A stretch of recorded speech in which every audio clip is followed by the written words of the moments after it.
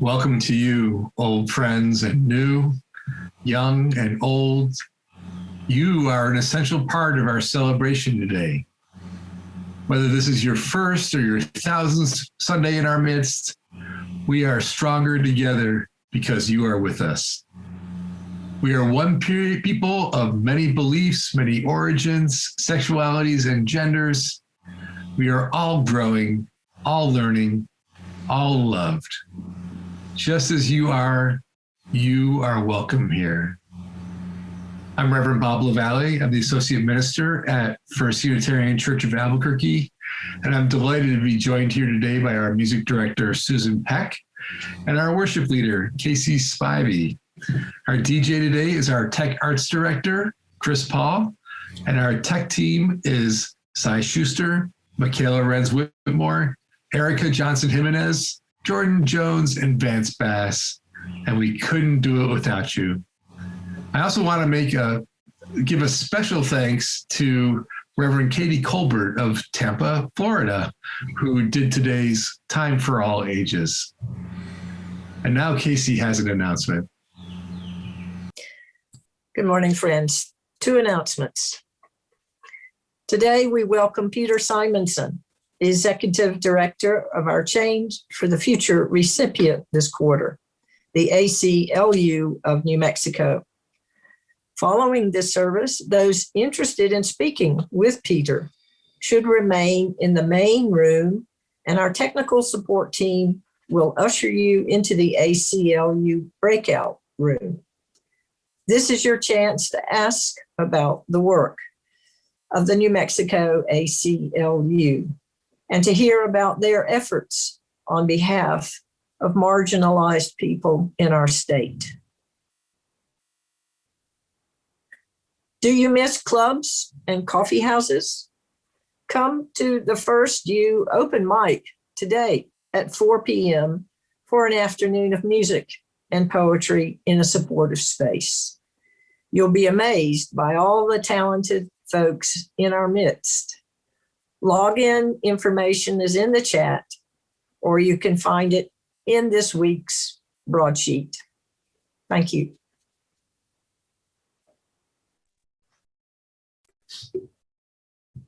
Let's kindle our chalices, shall we, here and at home? We're going to use the words of Reverend Barbara Hogan Gaddon today. In dining rooms and living rooms and kitchens and offices, we light this chalice. On patios and backyards and front porches, we light this chalice. From many homes, many neighborhoods in Albuquerque and beyond, we light this chalice. Many flames become one. With hands that are quick and hands that are slow, we light this chalice. With hearts that are heavy and hearts that are light, we light this chalice. With minds keen on learning and minds that need some rest, we light this chalice. Many flames become one. Gather around this flame, brighter than any that we could create by ourselves. May it be a beacon in the darkness and warmth in the cold for this community and for the world.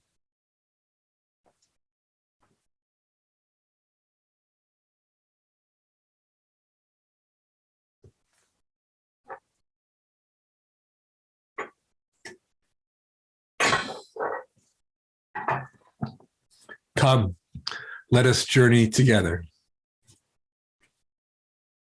Keep your heart wide open,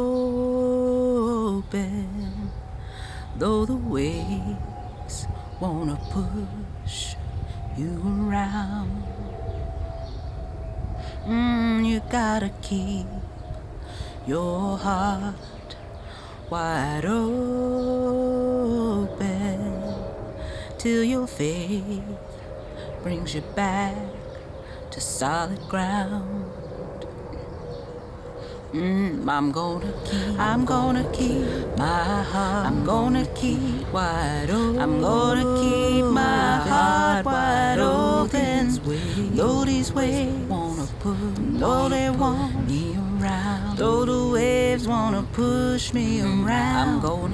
I'm gonna keep my heart. I'm gonna keep wide open. I'm gonna keep my heart wide open till my faith brings me back to solid ground. Until my faith brings me back to solid ground. We gotta keep our heart. We gotta keep wide open. We gotta keep our hearts wide open.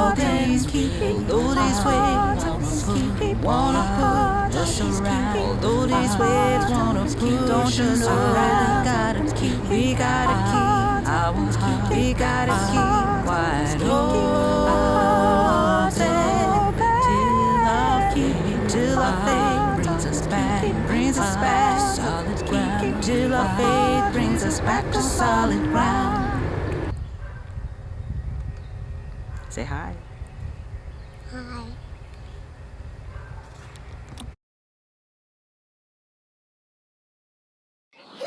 Hello, my name is Elias, and will you join me for the children's affirmation? We are Unitarian, Universalist, we are people of faith, with open minds, loving hearts, helping Him. Good morning. Today's story is a fable. A fable is a short story with a lesson or a moral. Many fables' characters are animals with human traits. I love animals. You probably love animals too. I thought I would tell you just a little quick bit of information about the author of this fable. So I did some investigation, thank you, interwebs, and I discovered that Aesop, who is accredited with this fable, might not have been just one person, but several. So I looked at the Encyclopedia Britannica, which is what many of us used when we had to look up information when we were younger doing research papers. And I remind my teenagers of this on a constant basis when they complain about having to do research on the internet, that we had to either go to the library, look at the card catalog, or we had a set of encyclopedias. It's a very reliable source.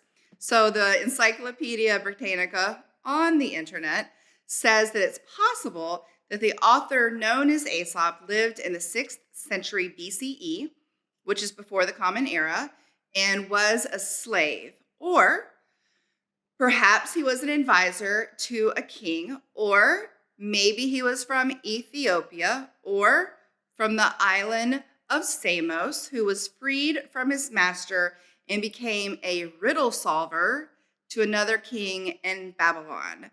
I don't know what a riddle solver is, but I know I probably would not be very good at that job. I'm not very good with riddles. So my point being, it wasn't as simple of an answer as I was hoping for.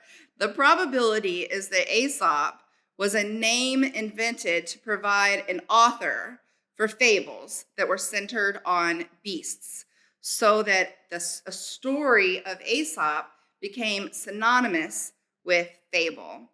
The beasts, or animals, who are featured in our story today are crows. Once upon a time, there was a great drought. It hadn't rained in a long time, and the water supply had run out. So 2 crows were flying around looking for water because they were so thirsty. They just wanted a drink. And they looked down and they discovered a pitcher in a garden. So here we have a pitcher right here. And they wondered if it had water in it. And it did.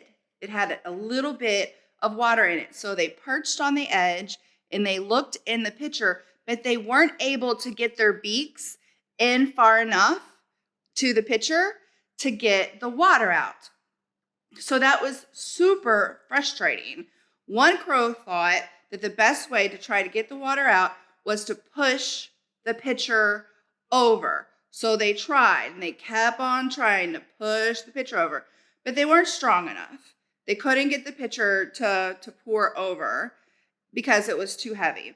"I am done," said the crow. "I am done.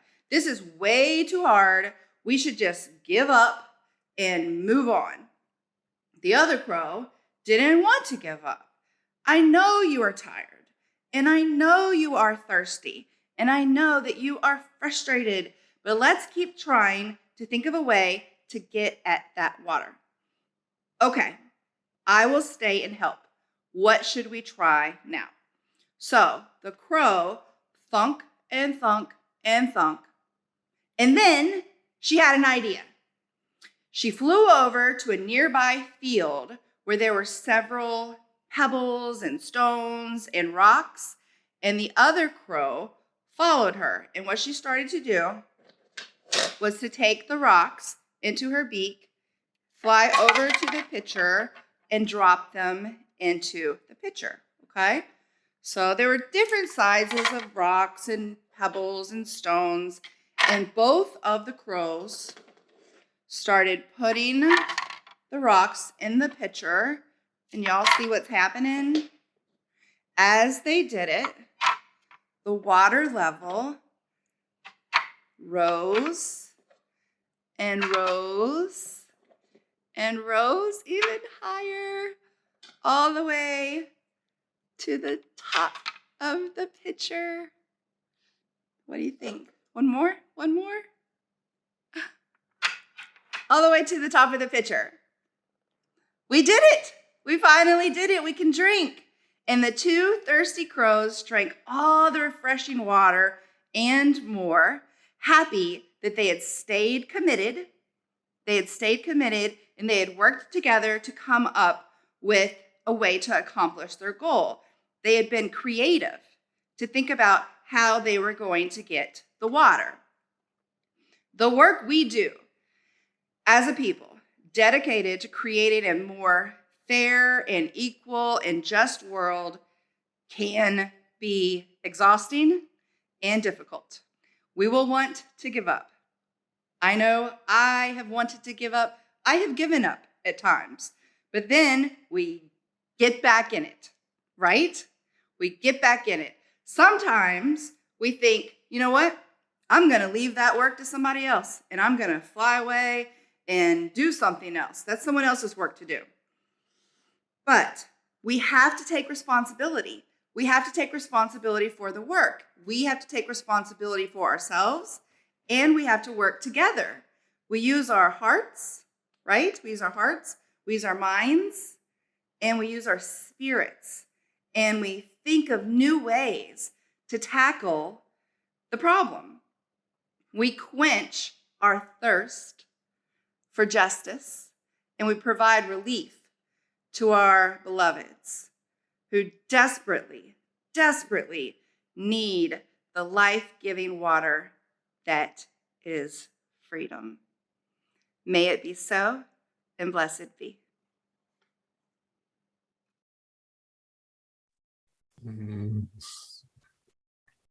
Really appreciating that. Let's pause the chat for a few moments during the meditation and prayer. We'll turn it back on during the joys and concerns. Will you join me in the spirit of meditation? Intentional silence has the power to give us perspectives on ourselves. In that quiet moment, our blind spots and our sore spots may be perceived and received with tenderness and compassion. In that spirit, we join together in silence for 2 minutes.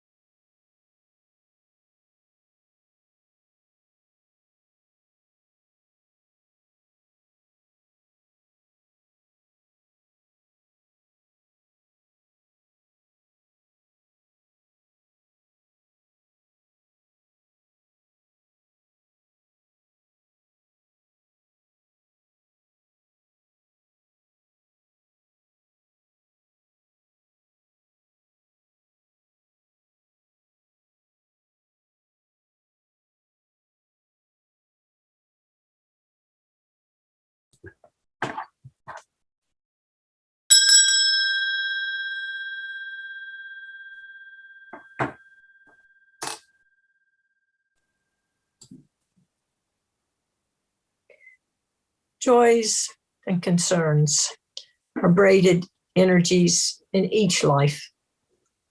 When shared out of vulnerable trust, these weave our covenant journey into a stronger, sensitive community as we listen deeply to attune to each one's pilgrimage. Please use the chat bar to share first your joys and then your concerns. If you are unable to post in the chat bar, please call the church office or email caring@uuabq.org. Leave word of how we may support you in these times. We now share from our daily lives as prompted.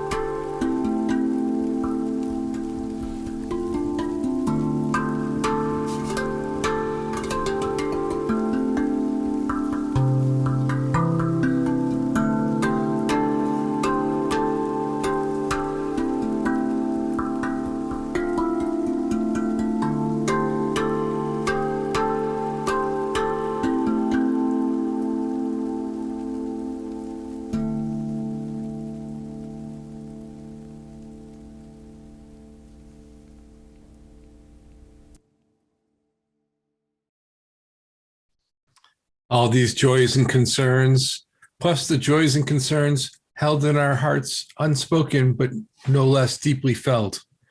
All these we lift up to the great powers of celebration and healing and renewal that are known by many names. You join me in prayer. We lift up Becky Steele, who recently was hurt in a car accident. May she feel the care of this congregation that holds her, and may her recovery be swift and comfortable.